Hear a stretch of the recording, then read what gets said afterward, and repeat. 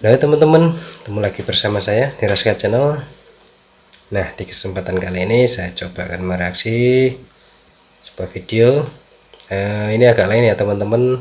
Ini seputar pergantian estafet dari kepemimpinan Bapak Presiden Republik Indonesia Joko Widodo ke Presiden terpilih Bapak Prabowo Subianto. Dan di video ini saya lebih menyoroti dari komentar sorotan media asing, media luar negeri terhadap estafet kepemimpinan ini. Dan udah nggak usah lama-lama lagi aja, mari kita sama-sama simak bagaimana reaksi media-media luar negeri dan pengamat luar negeri tentang pergantian kepemimpinan yang baru tanggal 20 Oktober kemarin. Udah lama-lama lagi, mari kita simak.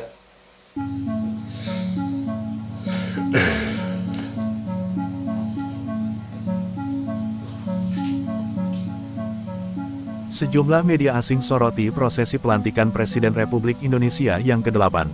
Pergantian Presiden Jokowi ke Prabowo berserta wakilnya menjadi topik utama internasional. Estafet kepemimpinan Indonesia dianggap penting bagi negara-negara luar. Now let's quickly take a look at other stories making news around the globe. In Indonesia, former General Prabowo Subianto sworn in as the president, seeking a more prominent position on the global stage for world's most populous nation. To Indonesia now, where new President Prabowo Subianto has been sworn in during a ceremony in the capital Jakarta. The 73-year-old now leads the world's third largest democracy after winning elections in February. After taking the oath of office, he vowed to be a president for all Indonesians. But critics have raised concerns over his controversial past, which includes allegations of human rights abuses and ties to the Suharto dictatorship. For more on this, DW's Asia-Pacific Bureau Chief Georg Mattes joins me now from Jakarta. Georg, first, for viewers who may not be familiar, tell us more about Prabowo, this former general who's now president of the world's third largest democracy. Yes, and he is the oldest president this country has ever seen. However, having said that, one really needs to note that he is a very ambitious politician. He has tried 2 times to win against his predecessor, former President Joko Widodo, here in Indonesia, and has now managed to get into the seat of power basically by teaming up with his predecessor's son, who he made vice president. So he made a huge coalition. He's increasing the ministries. He made an ambitious foreign policy project, ambitious reforms he has foreseen for the country. But he's also someone who is well experienced in the country, seeing that he was the defense minister, so he knows the current administration quite well. As you know, Prabowo has often been accused of human rights abuses from his time in the military. People still worried about his past?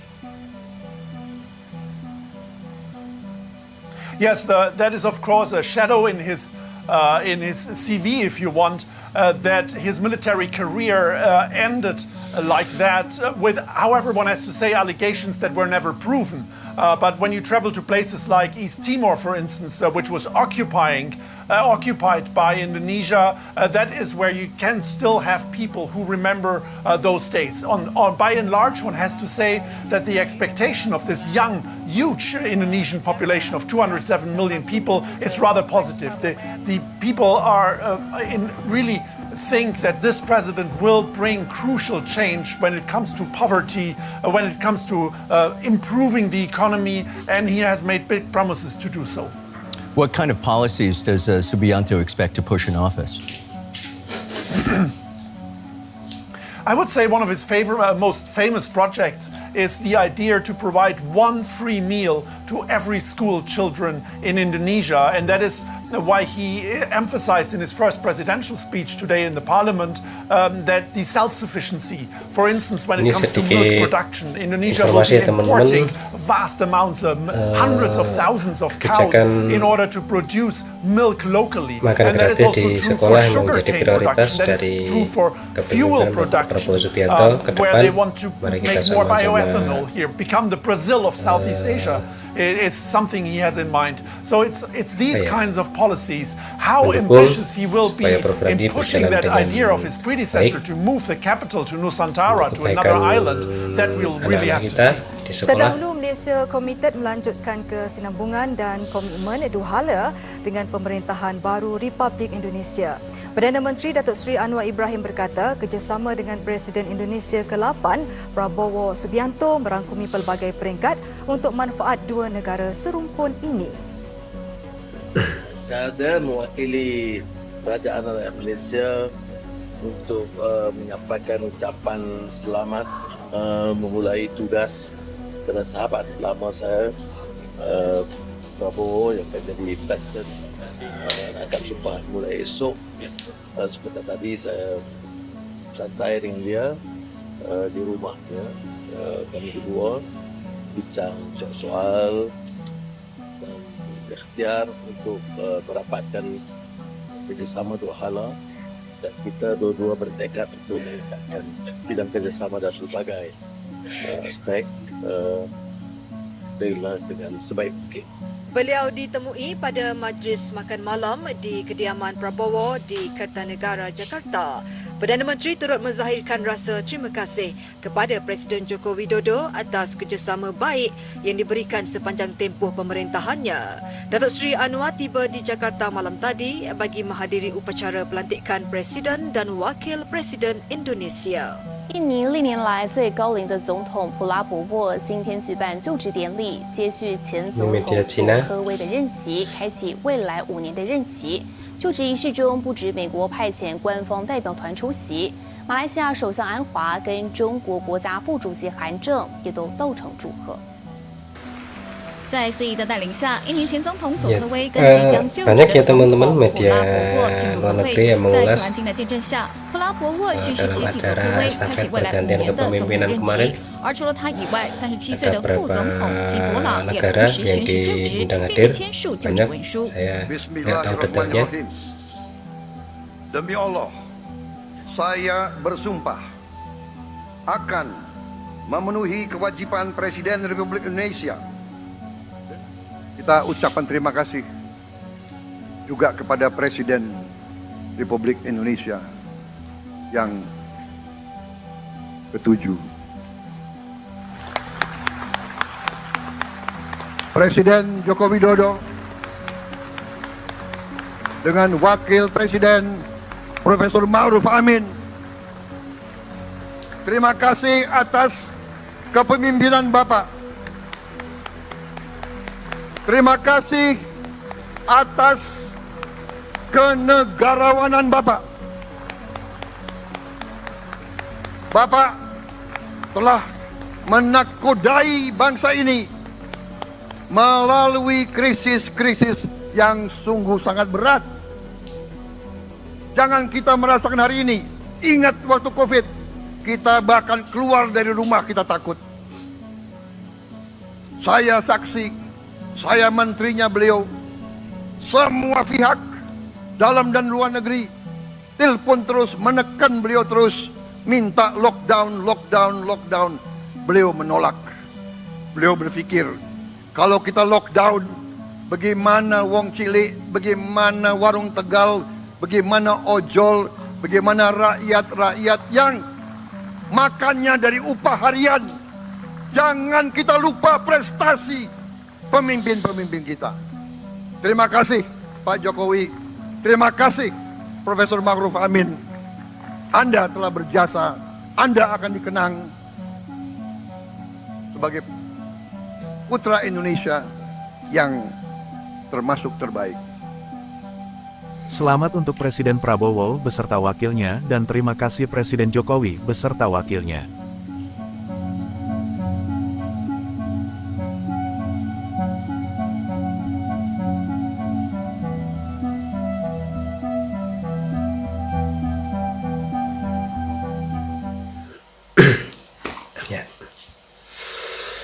tadi sekilas rangkuman video ya teman-teman, dan di sini saya menyoroti dari apa yang tersirat bahwa banyak yang menyoroti pergantian estafet dari kepemimpinan Bapak Presiden Joko Widodo ke Bapak Prabowo Subianto sebagai Presiden Republik Indonesia terpilih yang ke-8 jadi presiden.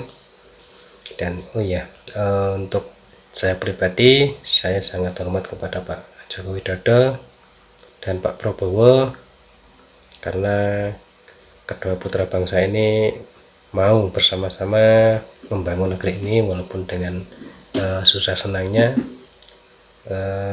dengan pro kontra kebijakannya. Saya berharap yang terbaik.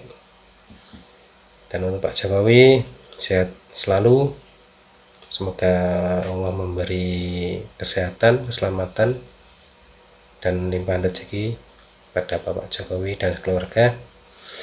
Dan untuk Pak Prabowo juga semoga diberi kekuatan oleh Tuhan, oleh Allah Subhanahu wa Ta'ala untuk membangun negeri ini, diberi kesabaran, diberi kesehatan untuk bisa mewujudkan cita-cita para pendiri bangsa terdahulu sampai tercapainya visi misi Indonesia Emas 2045 yang akan datang. Saya akan terus mendukung pemerintahan Bapak Prabowo yang sekarang karena saya adalah orang yang dahulu 2 periode juga mendukung Pak Jokowi, dan sekarang estafet kepemimpinan diserahkan ke Pak Prabowo. Saya juga ikut, semoga menjadi pemimpin yang amanah pada masyarakat. Di sisi lain banyak juga negara yang ikut menyorot estafet kepemimpinan ini karena ada sebagian kecil juga yang masih mempersoalkan pelanggaran HAM masa lalu, di mana Pak Prabowo juga yang dulu entah benar entah tidak juga banyak terkait kasus dari penculikan dan pembunuhan itu, tapi ya wallahu alam, itu saya serahkan kepada Tuhan Yang Maha Esa, entah baik entah buruk saya juga tidak tahu. Untuk teman-teman juga sekarang supaya lebih bijak, lebih objektif lagi menyikapi masalah-masalah tersebut, dan untuk Indonesia ke depan supaya mimpi saya biar menjadi negara yang lebih dihormati lagi, lebih disegani, lebih bermartabat, walaupun nggak sekarang, mungkin dari anak cucu kita besok bisa menikmati hasil jerih payah para pendiri bangsa, baik dari dulu sampai sekarang sampai besok. Ya, cukup di sini dulu ya teman-teman. Ya, seperti biasa, untuk teman-teman yang suka video dari saya monggo di like, yang nggak suka monggo dislike. Untuk saran, kritik, dan komentar taruh aja di bawah kolom komentar.